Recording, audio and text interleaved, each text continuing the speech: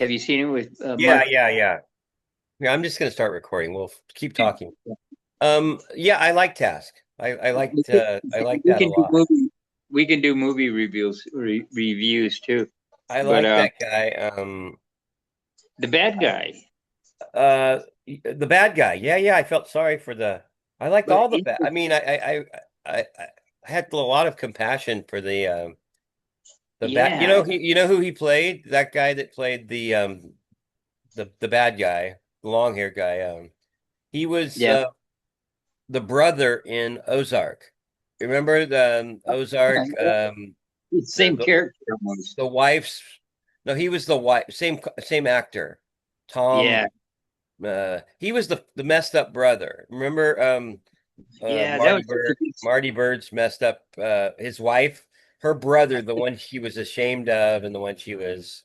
Oh yeah, yeah. And she ended up in Ozark. She ended up Killing him. getting him killed, like Yeah, feeding, basically handing him over to the yeah. cartel, and he She was went. murdered. He was a load. He was a load. Yeah, yeah, and so he that same actor, he can play that like vulnerable, Man, where you're doing bad things, we, but I understand why you're doing them, and I feel sorry for you because you kind of can't control it, you know? they bonded him and Ruffalo's character, and Yeah, well, he yeah, and was I usually don't like Ruffalo that much, but I really did like him in that. really he really deserved something. But he, the whole premise of the ex-priest being an FBI guy, and then having to go in there with this righteousness to bust this guy, and then really, wind up liking him and supporting him. It was like it was kind of the existential thing, and it was nicely filmed too.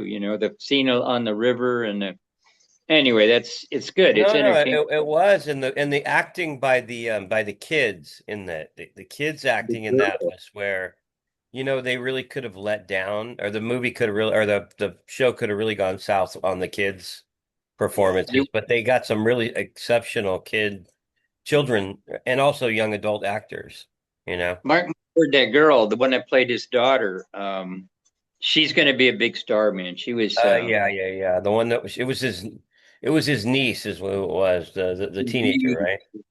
yeah, That she's going young. to. Yeah, she can act, man. She was.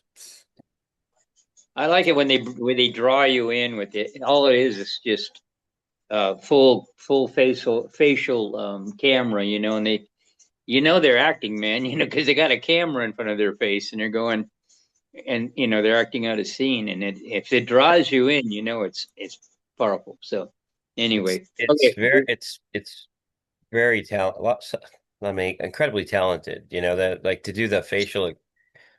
Especially today when people are doing this uh, the computer generated imaging and uh, I can't even. Marvel magazines and all these superheroes and everybody's doing it because there's a lot of money in it. I just read that Zoe Saldana is like the richest actress now in ever in the world because she did the Avatar and those movies, and she's made a ton of money doing it. Dress up thing. But anyway, Well, okay, I let's talk. mean, well, it's like when I watch like Instagram, or you go through anything like that now, you can't believe what you're seeing because you know it's all AI generated and it's not real. So it's like, and even if something is real, I question whether it's real or not. I look at it and The it's just Facebook. things Yeah, are. it's Yeah, yeah. You look on Facebook and you see these things that are happening, and they're meant to be put out there like they're like you get someone's captured the event live or something. And yeah. even if they have, I don't believe it. I really, like, you can't believe it. We're living in a time where you can't believe your eyes. You can't You have believe what you see. you've It, got to two or three or check two or three or four sources and see if you come up with the same answer. And that's what journalism is. I learned that working in the governor's office with the press people. You need three sources to tell a story if you're going to go to print. And if you don't have three independent sources, they won't. The editors won't print your story. So that's basic journalism school, 101. But so that you got to do the same thing when you're looking at Facebook or whatever. You don't know who's putting up. That's what I'm trying to tell Sophia. I try to tell her. She comes out of her room and she shows me something on Facebook, or she says something that she saw, some fact. And I said, you can't depend on that. You've got to go and double check it because, that's or what's put us in the situation that we're in now, where unfortunately your generation believes everything they see on on Facebook. I mean, I know like, you're not like that, but everybody that supports Trump believes everything they see oh on yeah. Well, about you the can, opposition, of course, about the opposition. But then if they see something about Trump, then they just disregard it as if it's yeah, not a lot. a Yeah, lie. but Yeah. you got to know your sources. Like, what's reliable. Do you go to CNN? Do you go to NBC? What's your source? Are you going to Fox? If you're going to Fox, everything's bullshit on Fox. So you got to No know way your to know. source first. And then double check it, because people put stuff up of these videos. This terrible thing in Minneapolis, and sometimes you don't know. Uh, Everybody has a different point of view. It's starting to be there's starting to be a consensus about what happened, which is where you're trying to go is to a consensus. What happened, what really happened. And I think that's where the forensics come in.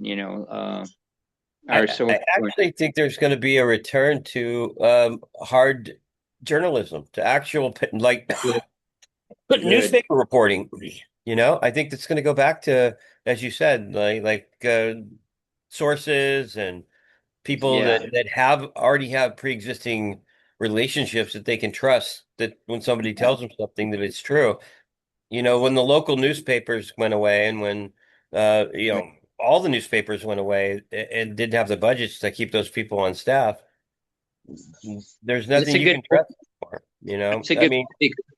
It makes it more valuable to me now that you bring it up. That my association with the press corps when I worked in the governor's office, even though Bredna worked in the press office, when I started out in the mailroom, I had to deliver the press releases to the press corps. They were in different buildings around the Capitol, and I'd stop and talk to them, and I got to know a lot of them, man. And we'd talk, and I wasn't a source, deep throat, or anything like that, but but I understood, what it meant to be a journalist, and I took up journalism at Sierra College, and you learn a thing about the three sources and all that. But anyway, yeah, it's well, and then it's developing sources also. It's not like, okay, you just call up three people and get them to give you, their opinion, or what you have to, those people have to trust you that you're not going to reveal them. right. You got to have Right. a relationship that you cultivate with those people, and that's But they gone. that's what they say when they talk, because people like to talk, and they like to tell their side of the story, and but when they say deep on background means this is off the record, or is it on the record or off the record? Is it on background, meaning that it's not to be published, but the journalist knows the background of the story, and when you go over that line, they don't trust you anymore. They won't talk to you. So yeah, you have to be reputable. Well, So old school, a Edward R. good, Murrow. there's a good documentary on the New Yorker. The New Yorker, it's Oh, kind of like yeah. the inside story, Uh-huh. uh, like of them producing their. I think it's their one of their like anniversary issues or whatever. But they It's a have a 100 years. huge I department gotta. to do nothing but fact check. Yeah, Huge, like yeah, 52 people. 52 people do nothing but like fact check every single article. And yeah, the journalist will submit the article to the fact checking unit, and then they go over every single word and make sure that yeah. it can be um, counted on. And Yeah. I mean Every that week. alone made me like I think of the publication differently, just knowing that they still have that kind of commitment to. New York Times and Watergate. That story. If you haven't seen it, watch that. The all the what's that one? All the King's Men? No, not Yeah, which with Dustin Hoffman and Redford. Redford. Yeah. The I can't remember the name of it, but I know what movie you're talking about. The Yeah, President's Men or something. read Or the something book. like that. It's all the kings. No, all the president's men. That's, Yeah. that's the name of it. Plumbers. Anyway, yeah, Okay, okay. Let's go. Let's so start. let's transition into, we've kind of got the basics of the story down, but I want to skip ahead Okay. now, and I want to go to I guess for anybody who's watching this or watches any content online regarding how to build a business or how to develop a concept, how to uh, bring an idea from the napkin to the world, and then I think all the best ideas, you don't think of the exit when you start. You think of, well, okay, I want to execute my idea. I want to bring this to the world, and I want to see how it's appreciated, you know? So today I'd like to talk about, you'd built the business over the course of 8 years. It took from day one, right? So until there was an exit, skipping to the end, it was it 8 years? So like from 1985 or 84 through Yeah, but it was 93? yeah. No, the years before Java City, the 2 years there were 2 years before because uh, I when I met Jim Macy, it was in 1982, and it was So that's where it started in 82. And yeah, then that started in 82. the point where so take me through, how did you hear that a company might want to buy Java City? Java City had gone from zero to $9 million in sales annually Yeah, in 92, right? Is in that 8 years. Yeah, and so 90, that's 10 years. From the time you 90 started to the time when you'd built it to $9 million was 10 years, um 8 years, including including the 2 years. including the 2 years before. Yeah, no, it was 10 years. 10 years 10 total. years from day one of getting in the coffee business to Yeah, there's a letter, right? That's how it happened, right? yeah. There was a letter. Somebody knew these venture capitalist guys out of Palo Alto, and they basically were they were looking for finder's fee. So they approached Tom. Tom brought it to me, and and then when they said what the number was, I said, yeah, this is interesting, but I needed that last year is when my hip started to start hurting, and I knew that I was going to need at least one hip replacement. So that's when I started thinking about an exit. What are So we were going to you do? were you in pain like from your hip most continuously at that point? Like Well, yeah. from Well, from lifting coffee and about the beginning standing on of, your feet all day. Really, part of it was standing on your feet all day, correct? if you think about it too, and how many times did I lift the coffee? I had to lift it out of the sacks, the burlap, and weigh it. I had to weigh it, and we'd do 50 pounds and put it on the scale. And then you'd get maybe 3 batches out of a 150-pound sack. So anyway, 50 pounds, and then I'd lift it and had to put it up into the roaster.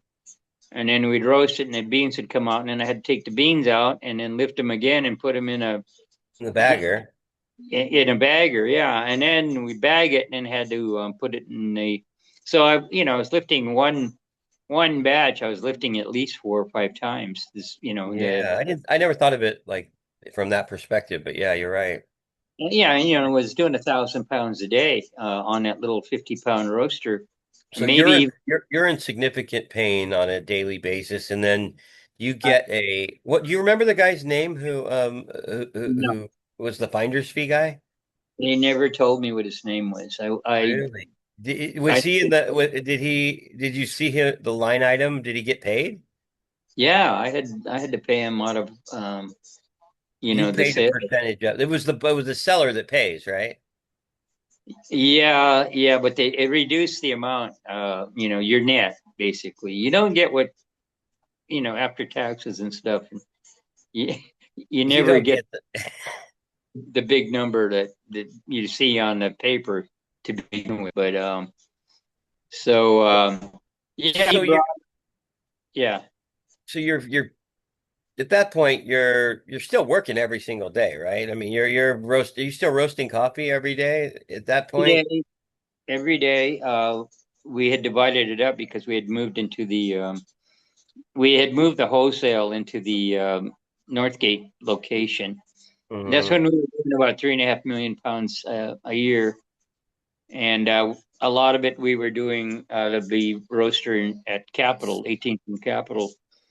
So yeah, I was going in every day and roasting, what we needed for that shop and a few shops of the downtown, Weatherstone, weren't you still doing Weatherstone too, right? Weatherstone and Galleria, Lomans. Um, there were a couple other. We had some clients downtown. There was Food for Thought and Pete's Pizza. Um, anyway, I can't. There were Shot a Class, Hmm. I remember Bebus, that. Bebus, all the fine restaurants we were serving coffee. Now, the key there was, I want to make a point here, is that the reason that we did the retail and wholesale was, and when we wholesaled out to the restaurants, people would drink the coffee and it would be markedly better than anything they had been drinking or they had experienced before. And they always wanted to know where they could get the coffee. Can I get this over the counter or retail? Where can I get it? And they'd always say, "Oh, there's a shop down there in 18th and Capitol. It's Java City, this and that." So they'd go out of their way to buy coffee. Now the other thing was that they'd come in and drink the coffee, and so it was a two-way street when it came to the roasting for wholesale and in retail, because we would wholesale it out to the restaurants. Restaurants customers would come in and buy it retail and take it home, and then turn on their neighbors. I had an experience once where and a restaurant after we left Java City, I was roasting in Roseville, and a woman, Peg Tomlinson, we had sold her coffee at Food for Thought, and she had moved up here to Catavadera, and her neighbors kept saying, oh, she kept turning she couldn't get the Java City anymore. So, um, I don't know where she was buying it from, but anyway, her neighbor was getting it from me. She read an article in the paper and knew I was still roasting, and Peg was buying it from a roaster in Philadelphia, and they would in Cheryl Debachi. She would go Yep. over to Peg's house and she'd say, "Peg, this coffee's not as good as the coffee I'm drinking." And Peg said, "No way, this is the best that I can get right now." And she said, "No, you got to go over to this." She didn't know it was me. "You got to go to this guy's roasting facility on Washington Boulevard." And she came in, and when she realized it was me, she was like blown away. Hmm. And she started Yeah. buying coffee from me again. Yeah, because it was better. But anyway, So you built back it up. You the built it point. up. You build it up by selling to the restaurants around there. You're still roasting every day, and then all of a sudden, out of nowhere, you get this. Well, Tom was connected because he had been in the office coffee service, Hmm. so he knew He'd people. sold a company before too, right? Yeah, him and Ron Angel had. I wanted to call. I can't remember the name. It's Sterling, I think it was called. Uh, But anyway, so he knew he grew up in Sacramento. He went to McClatchy, so he knew some of the people, and so they wanted better coffee. That was the key. It was the market, it was that time. Timing's is big. It's a lot. And the wave was coming out of San Francisco. Pete's What, Coffee. There what was what percentage of the success do you think was timing? If you had to give it a oh assign a number to it. oh hell. That, that's a tough one because I would say, God, at least 50% maybe. And Really, really that high? Wow. So, and yeah, that's something people don't spend a lot of time analyzing or agonizing over when they decide to start a business or to get into something. They don't spend, I think if people thought more about, oh, this is 50% of this is where I am in the cycle of this trend, they would be yeah, more thoughtful about how they got into it. And, a lot of people are late to the cycle and they late or super early and yeah. don't realize that you were perfect on your timing, really, just with the because of Timing the was trend. most of the time. Timing is uh, of the utmost. Yeah. Um, you know, so the problem with that is, you know, you have to have a gut feeling for it too. You have to trust your instincts because, and like in my situation, it's valid, Yeah. because my father taught me about brewing coffee. He'd come from Italy, and he always made the coffee when we had company or whatever, and everybody in the family, a pretty good sized Italian family, would comment about how good the coffee was. Well, uh, Johnny makes a good coffee. Jawan, they used to call Hmm. him. And so I took that on, when I went on my own. So I had a gut feeling for it because I knew Hmm. that, and I had a good palate, and I knew all those blends and everything were determined by basically my taste buds, what I thought was good coffee and what was a good blends, I developed all those blends. So you have to trust that, but you also kind of have to have an intuition about what's coming, what's coming down the road. Yeah. And and I think traveling is real. Like we went to San Francisco. We were lucky we lived close to San Francisco because we were Yeah. right.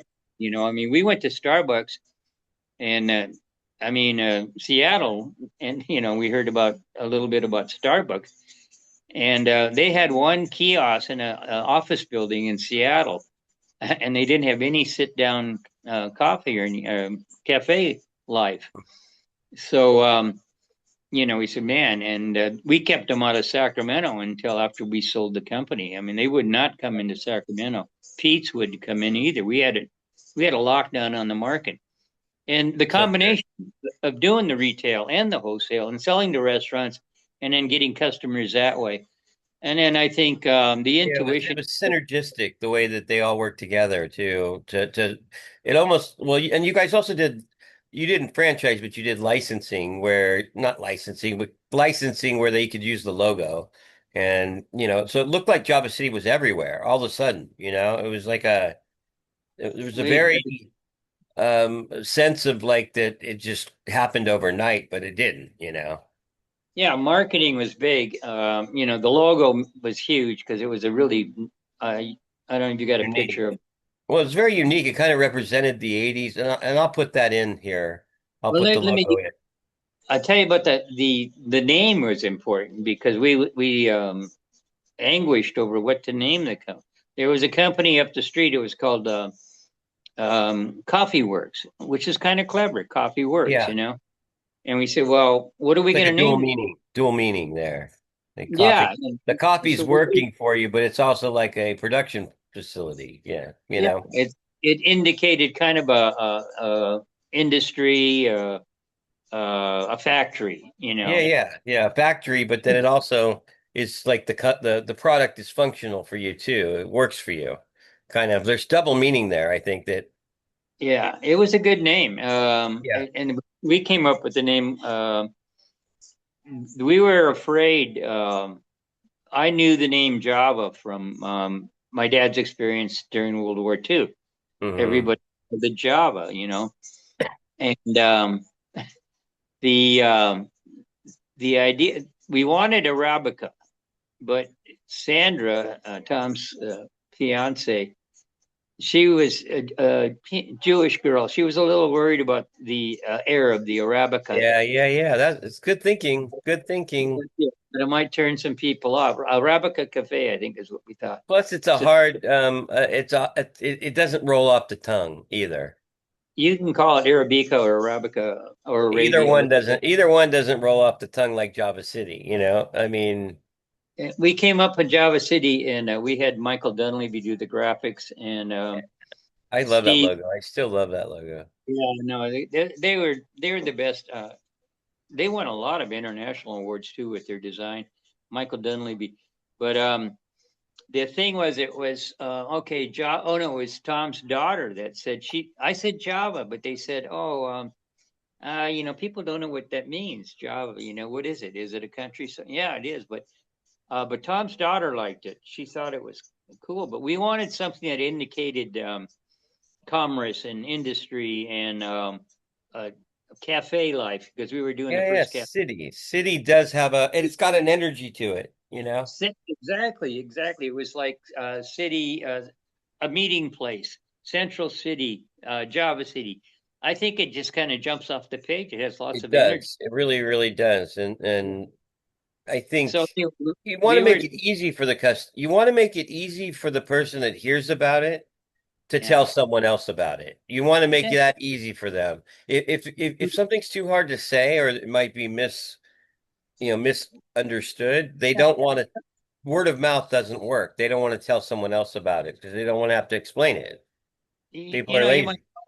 lazy. That's a good point because you call it harmonic conversions because we had the logo, we had the location, we didn't have a name, and we sat down because we couldn't decide.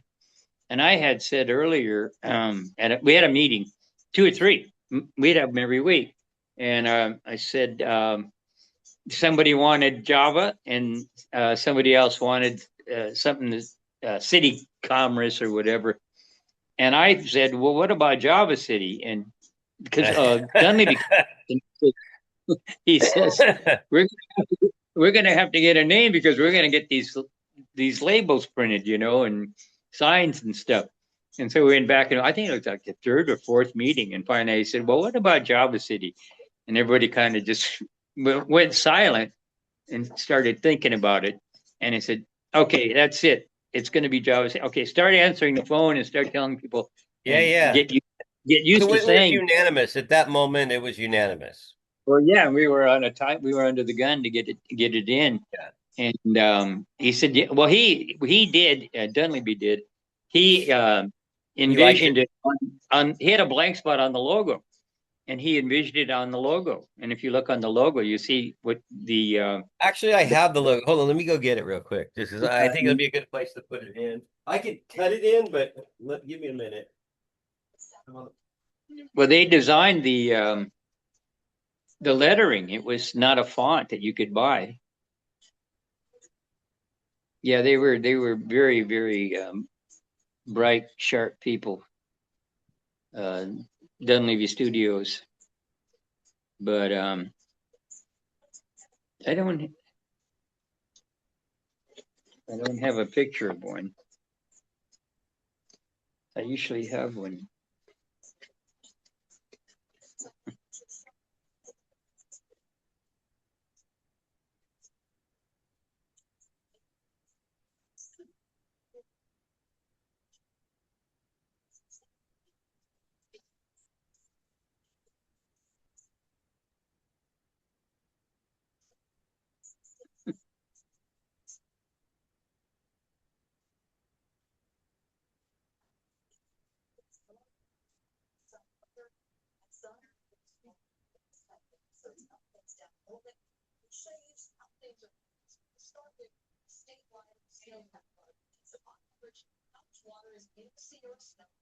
You get it? I do. I think I have it. I have an old. He he had a blank spot on that logo. He had everything except the name. It's And reversed though. Yeah. Can you see it? You see it reversed too. Yeah. is it reversed? I can't. You got to put it closer if you can. Can you see it? Wait. No, it blocked out. That's good. Oh, I'll get a full no, blown one. I can cut it in. I just want, can Okay. you see Okay. that? Anyway, he had envisioned it on the as soon as it was somebody said it, me, he pictured it on the logo. He saw it, boom, in his mind. Yeah. And Oh, I know what I have to do. Hold on. he came back a week later, 2 weeks later, he had it done. We were all blown. No, he gave us two choices. That's right. We had two choices on the logo. And Sandra didn't like it. She didn't like the logo. And we You all did looked at it. it. No, you're Yeah, kidding. Wow. she didn't like it. He gave us both. I can't even remember what the other one looked like. How do you I not probably, like that logo? I love that logo. It yeah, just, yeah, it's all there. It's all there. well, it also it says 80s too. For anybody who watches this who's old enough to remember the 80s, it says, I mean, the colors are like teal and red and yellow, and they're so like just jump Yeah, off. yeah, yeah. So just to recap here, you have timing. So timing is tremendously important. Yeah, You've got a multi phase and multimodal strategy of delivering the product through wholesale, through restaurants, through retail, hmm, and you've got a name that easily can be repeated. It's not a right. difficult name to say or pronounce. It rolls off the tongue. It's easy to so it's easy for word of mouth for customers to find the product. It's easy for them to tell other people about the product. It's got a powerful visual. Yeah, Uh, tick off. so, Yeah. so I mean, all that, looking back on it, it's easy to see how all that came together and why it was successful. But um, Well, the that's thing not, that backed it up too, Tony, was the design of the building, the interior part of it, with all the red, the bright red, all the lighting, and that kind of backed it up of a place of energy. This is where it's happening in the Midtown, and it was a convergence. There was several factors that went into it.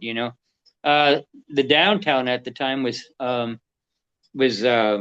hurting for a place to go. I yeah. mean, a coffee shop. Everybody served off sale. I hate to say use that term, off sale coffee, but nobody had sit down coffee at that time. There was Gelato Robbie's around the corner, great gelato, and then but Well, they weren't open. that gets to the third place environment. We talked a lot. Yeah, we That's been talked a lot about, but I think it still doesn't get enough. I don't think the third place environment gets enough uh, attention from retail, from people who are going to develop a retail environment. you, There's a need for a third place. The place is not your work, it's not your home, but it's as comfortable as your work. You're as comfortable there as you are in your work in your home, or as close to it as you can get. And I maybe think, you even, yeah, you might well, even prefer it over your home or your bit, especially. depending on what's going on at either, Yeah. that's the other thing. It's like, maybe your work environment is tense, maybe it's not welcoming at that given time, and yeah, you're third, and maybe at home you're not, things aren't going great at home either. There's this third place environment, Well, I and think it used to it be the corner fulfills. bar, but Yeah, then but there's a basic need too, and this is being human. Is people need other people, whether they're interacting or communicating. But I think people need to be around people, other yeah, people. They're finding out that that's really important for longevity. Is that you stay plugged in, you stay communicating with people. And it's. I think it's a human thing, but that's what we offered. It wasn't intentional, really, but like I said, it was a convergence of several factors, and there's more that goes into it because then you have to back it up with quality. And yeah. some places don't have the quality, but they still exist because they're in an area that has a need. Convenience for one, easy to get a cup of coffee. Starbucks is on every corner, but the interaction where you can go in and you can maybe see the same people every day and you strike. I mean, I met a lot of people at Java City because I was working there a lot. But Oh, even then to this people, day, then you learn to. recognize what the people like, and they don't have to start from scratch every time. I Um, had a I had a woman that cut my hair back then. Her name was JC JC Allen. Cute girl. And she moved to Scotland, and I see we communicate still. And this did my heart good because she sent me a text not too long ago. I mean, look how long it's been. And she said, "I just wanted to thank you for what you did for our little city back then." And yeah, I actually I choked up like I am now because I thought, wow, if she remembered. She's living in Edinburgh in Scotland. that's where Stu and Yeah, I told her go check them out. yeah, yeah, they What's do the a good name? job. Stu and Erica and Stu. Yeah. Yeah, but etiquette. Etiquette. I Yeah, yeah. I Etiquette. think Etiquette. etiquette. I said go. They were both lawyers too, and they quit to open that tea shop.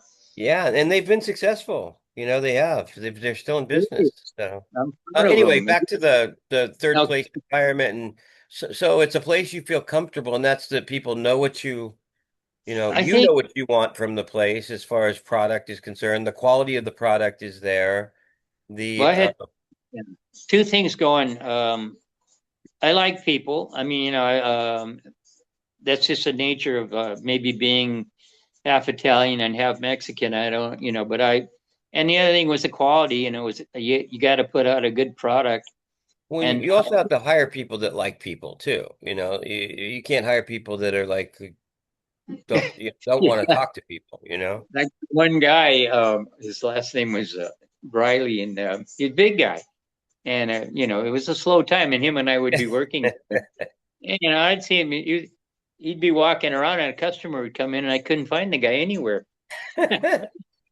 He could disappear behind a post, man, and I don't know how he did it, but he wanted to avoid the customers. And we Which had is the same, yeah. crazy, which is crazy. I think some people get those jobs because they want to work with the other people that are there, and they don't really want to engage with the customer, but they like the environment because Well, they want to socialize with the other team, the people that are working there, the well, charismatic that people. I think making it fun too. I remember, because it's a fun business. I mean, the coffee can be, and roasting and on the premise and all that. Not just exciting, but it was fun. And I remember Karen. She was tough. She came out of Labu, and she became our manager, and she was a tough taskmaster. Mhm. And you'd always come in with something. And I finally one day I just said, Karen, I said I got into this business because I want to have fun. I want to enjoy myself when I'm doing. And I said I would expect that this is something that you would want to do. And after that, she got into it. She realized what it was all about. It was about having a good time. It perks you up and makes you feel Yeah, good. focused So and yeah. I think the main thing is that on the intuition is, I think a lot of it is being alert. You want to uh, bring in as much as you can about what's going on in the world. When I worked in the governor's office, my boss told me, he said, if you're not reading at least three newspapers every morning, he says, you're not doing your job. And when I was in high school, that's all I ever did was read it.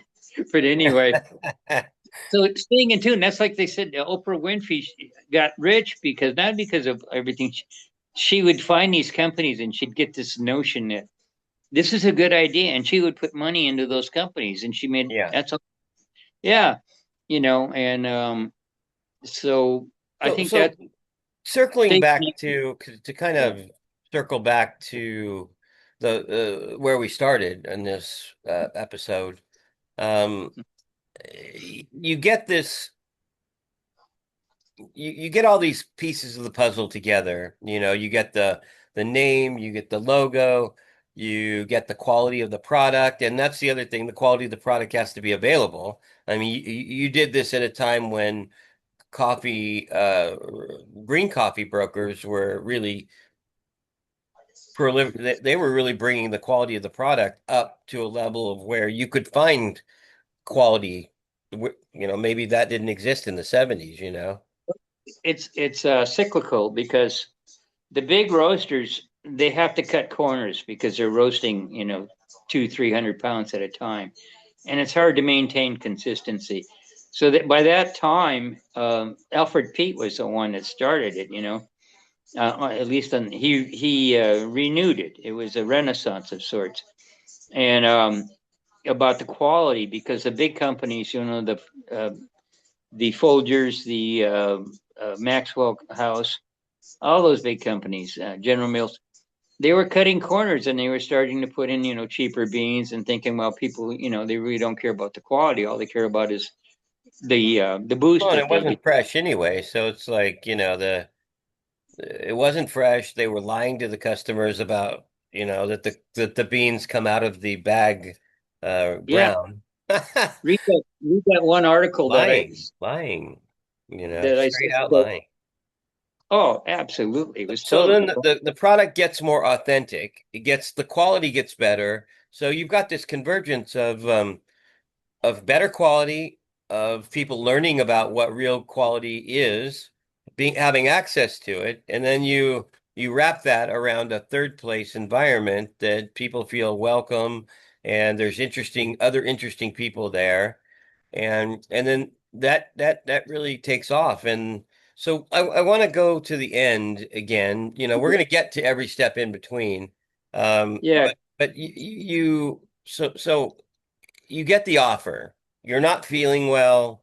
You're in pain from lifting coffee beans. How do you yeah. guys make that decision that this is too good to pass up? That we gotta pull the trigger and do it. Did anyone say no, I don't want to do it? No, because we had an 8-year run.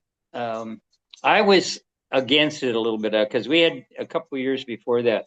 We had entertained the idea of franchising. Yeah. In fact, we went to a company in San Francisco about franchising, and I really wanted to franchise all over the country, maybe whatever the world. My goal at the time was I wanted to teach roasting. I wanted to go into these different franchisees stores, hmm um, hmm on the premise type roasters, small roasters, and show them how to do it, and how to bring the coffee up in the different kinds of beans, the different kinds of roast. Tom was older than me, almost. He's 8 or 9 years anyway, and he didn't want to travel. He said he didn't want to. It was too much of to take on for him, not for me. Yeah. So he Uh, didn't want to do it. So he didn't so want to he do it. was pushing toward the sale then. Yeah, he definitely pushed toward it. And then if in retrospect, if I had felt better, I probably would have Push back. stayed in a stronger pushback. Yeah. But But I, he would also like money too. Tom, as you said in the past, the number on the paper, the number was yeah, it was 9 million, right? That was the number. That was the top line number. Or that was what you were doing in sales, but that was the offer. Or it was yeah. eight, right? It was originally 8 million, and then Now it's not.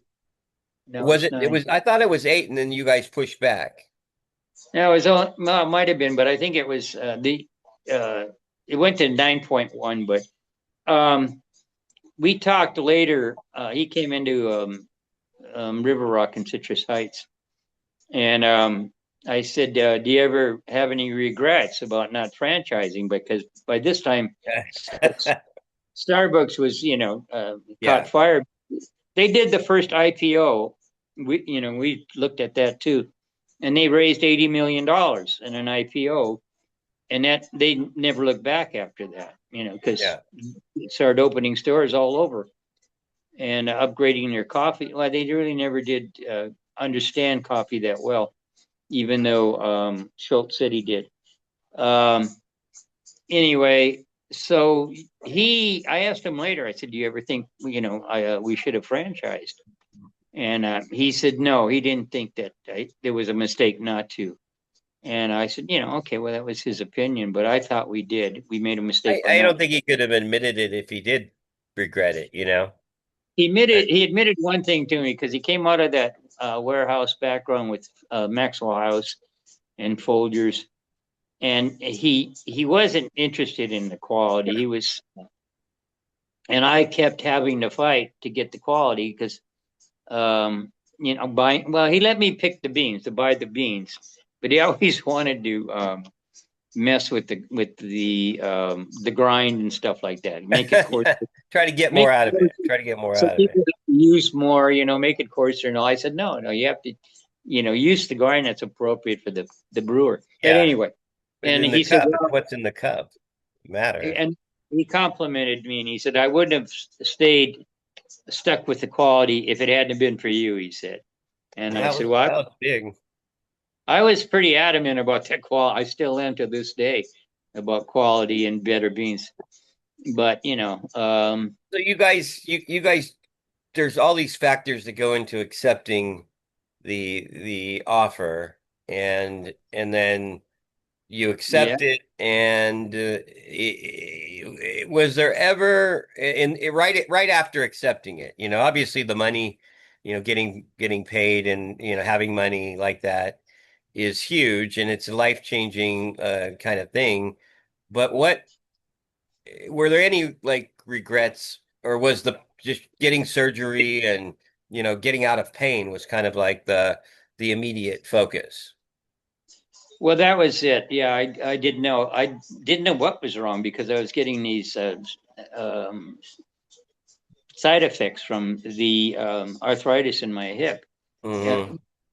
it triggers your immune system, is what it does, because you're Hmm. basically causing an inflammation in your body, and then your immune system kicks in.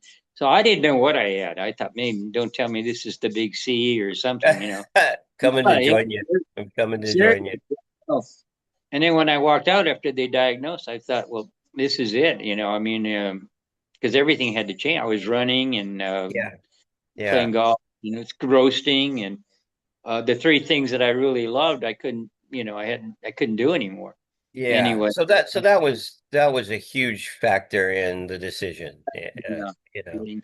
which So But that's and it where was I want to kind of wrap up there good. Yeah, today, because we'll go into, and the reason I spent a lot of time focused on all the right decisions and good decisions that were made with Java City is because I'm going to contrast those later on as we get into, what we did together after, and the where I yeah, feel like we made some mistakes that you guys got right at Java City, where we we we failed in some of those decisions. And so I think they're going to highlight. I think it's really important that when you talk about what went right, and what the successes were, and how we got everything right, I think for people who are going to watch this and who are going to hopefully learn from it, now and going forward, it's important to contrast those to when you get it wrong, you know because you can't yeah, always see when you're getting, obviously you don't see when you're getting it wrong, because you would never make that decision, right? You wouldn't say I've gotten off the track here. I picked a name that was too difficult or too hard to enunciate, or I picked a name that was too hard to understand what its correlation is to the product or to what you're trying to offer. Um, yeah, but so to summarize, in 10 years from the time you first got into the coffee business to the time you exited with a $9 million exit, yeah, split between the partners.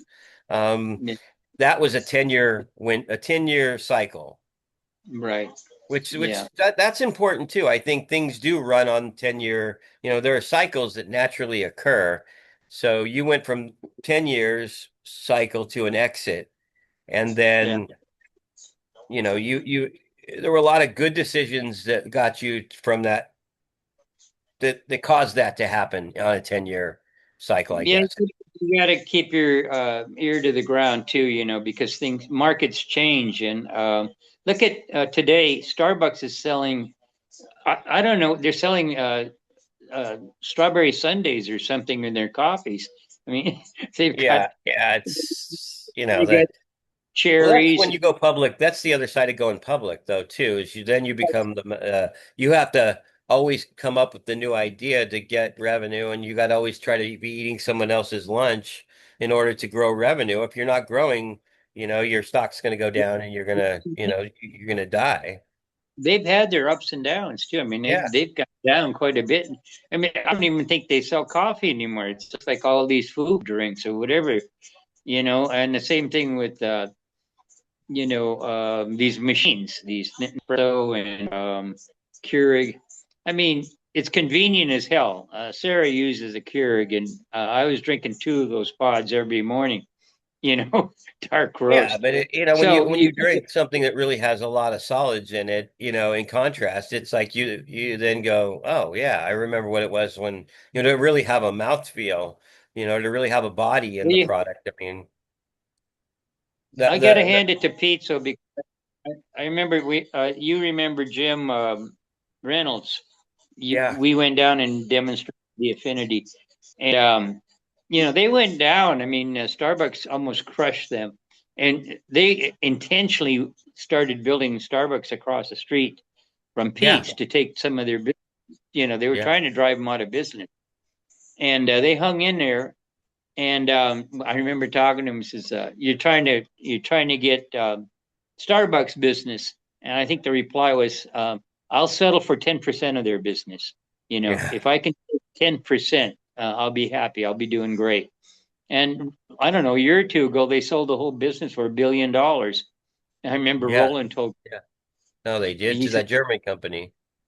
To "Yeah," the and German. Roland, Well, I think Roland, the final sellout of Starbucks was when they were removing drip coffee from the stores now. They've got that Clover yeah, machine, which it does a pretty good job for what it is, but doesn't taste like drip coffee.